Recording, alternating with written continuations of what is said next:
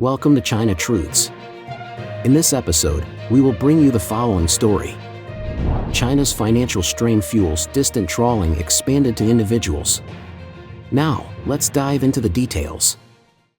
It's all covered in today's China Truths. China's financial strain fuels distant trawling expanded to individuals. In recent years, China's local governments have faced mounting financial pressure, leading to rampant instances of judicial distant trawling targeting private enterprises and individuals in other provinces.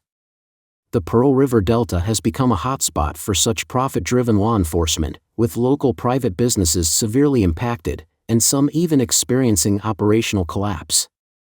A recently leaked report from the Guangdong Provincial Situation Research Center, published in April, reveals that cities such as Shenzhen, Guangzhou, and Dongguan in the Pearl River Delta have become focal points for distant trawling in recent years. Distant trawling refers to cross-province actions by public security agencies, including arrests, asset freezes, and even the transfer of property owned by external enterprises and individuals. For instance, since 2023, nearly 10,000 companies in Guangzhou, including Pupu and eHealth, have been subjected to such actions, predominantly targeting private enterprises with profit-driven motives. One high-profile case involves eHealth Group, a Guangdong company with an annual revenue exceeding 2.4 billion yuan or about $331 million.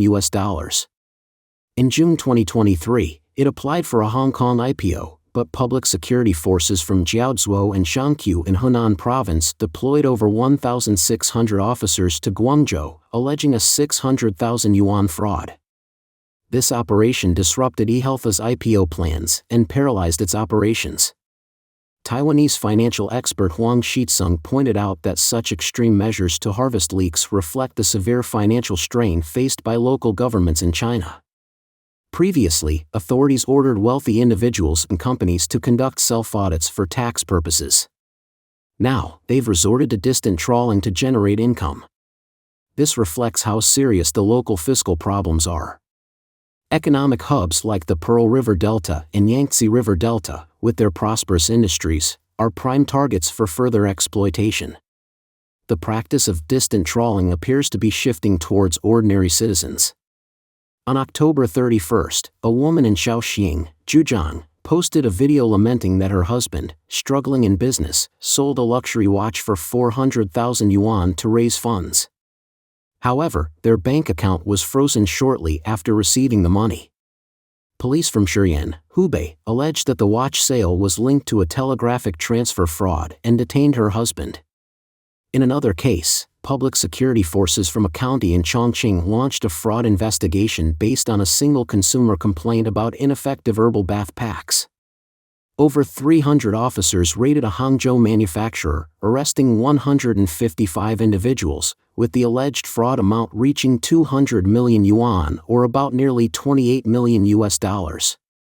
Former Taiwanese legislator and commentator Huang Pingxiao criticized distant trawling as thinly veiled state-backed extortion, leaving ordinary citizens defenseless.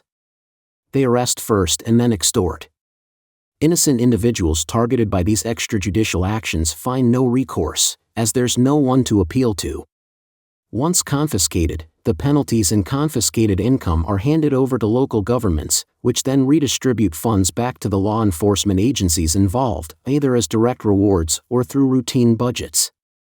Due to decline in fiscal revenues across many regions in recent years, confiscated income has noticeably increased. Some localities tie law enforcement budgets directly to confiscation quotas, exacerbating selective and profit-driven law enforcement practices. Although distant trawling is not a new phenomenon, its prevalence has surged as local governments face economic hardship.